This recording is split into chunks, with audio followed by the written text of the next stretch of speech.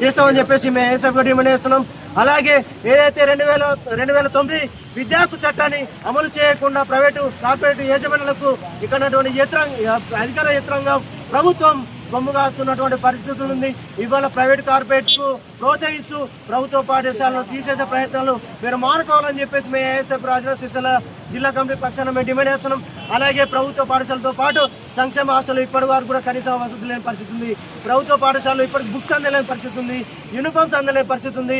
అటువంటి ప్రాబ్లమ్స్ పెట్టుకొని రెండు నెలలు అవుతున్నది ప్రభుత్వ పాఠశాలలు ఓపెనింగ్ అయినప్పటికీ కూడా ఇప్పటికి కూడా కనీసం ఎక్కడో సమస్యలు అక్కడనే చేస్తున్నటువంటి పరిస్థితి ఉంది. మరి కాంగ్రెస్ ప్రభుత్వానికి గత ప్రభుత్వం మీద ఇట్లా చేసిరు అట్లా చేసిరని మీరు వాటి మీద విమర్శిస్తున్నారు తప్ప కానీ విద్యార్థుల సమస్యలు మీరు కనీసం కూడా మీ దృష్టికి రావడం లేదా, కనీసం మీ దృష్టిలో ఇవ్వని చెప్పేసి మేము ఏఎస్ఎఫ్గా డిమాండ్ చేస్తున్నాం.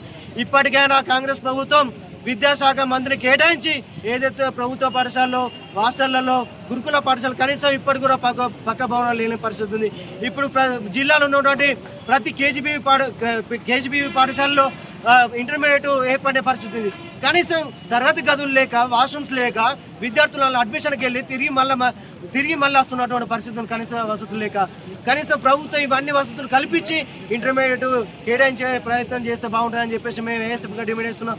ఇప్పటికైనా ప్రభుత్వం ఏదైతే విద్యాశాఖ మంత్రి కేటాయించి విద్యార్థుల సమస్యలను పరిష్కరించాలని చెప్పేసి మేము ఏఎస్ఎఫ్ రాజన్న సిరిసిల్ల జిల్లా కమిటీ పక్షాన ఇస్తున్నాం. లేని ఏడల ఈరోజు కలెక్టర్ ఆఫీసులు కావచ్చు, రేపు ఎమ్మెల్యేలు ఎంపీలు మరి అలాగే ఏదైతే ఇప్పుడున్న పరిస్థితులలో ఢిల్లీలో పేపర్ లీక్ల పైన ఉద్యమాలు జరుగుతూ ఉన్నాయి.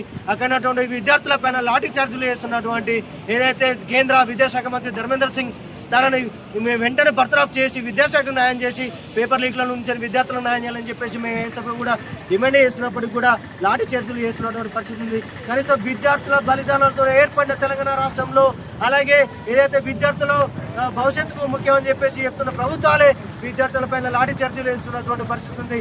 ఇప్పటికైనా విద్యార్థులకు న్యాయం చేసి విద్యార్థుల హక్కులను హరించకుండా విద్యార్థులకు న్యాయం చేయాలని చెప్పేసి మేము ఏఎస్ఎఫ్ డిమాండ్ చేస్తున్నాం. నా పేరు మందాలి కుమార్, ఏఎస్ఎఫ్ జిల్లా కార్యదర్శి.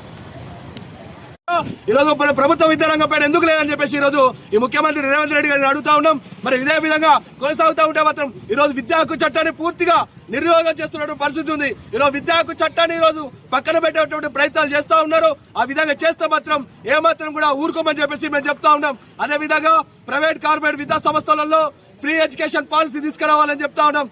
అనేక మంది విద్యార్థులు బడుగు బలహీన వర్గాల విద్యార్థులకు 25% ఫ్రీ సీట్ ఇవ్వాలని చెప్పేసి, ఫ్రీ ఎడ్యుకేషన్ ఇవ్వాలని చెప్పేసి మేము డిమాండ్ చేస్తా ఉన్నాం. అదే విధంగా మరి చూసుకున్నట్టయితే విద్యార్థులకు ప్రభుత్వం అండదండలు ఉంటుందని చెప్పేసి హామీలకే తప్ప పూర్తి స్థాయిలో ఎక్కడ కూడా కనిపించట్లేదు. ఎక్కడ ఉద్యమాలు చేసినా, ఎక్కడ పోరాటాలు చేసినా, ఎక్కడికక్కడ అక్రమ కేసులతోని, అక్రమ నిర్బంధాలతో ఈరోజు విద్యార్థులను అనగదొక్కేటువంటి ప్రయత్నాలు చేస్తా ఉన్నారు. ఇదే విధంగా కొనసాగితే మాత్రం రానున్న రోజుల్లో జిల్లా వ్యాప్తంగా, రాష్ట్ర వ్యాప్తంగా ముఖ్యమంత్రులు, ఎమ్మెల్యేలు ఇల్లును ముట్టడిస్తాం. అవసరమైతే ఆమరణ దీక్ష కూర్చోవడానికి కూడా సిద్ధంగా ఉన్నామని చెప్పేసి ఈ సందర్భంగా ఈ రాష్ట్ర ప్రభుత్వానికి హెచ్చరిస్తా ఉన్నాం. నా పేరు కుర్ర రాకేష్, ఏఎస్ఎఫ్ జిల్లా అధ్యక్షుడు.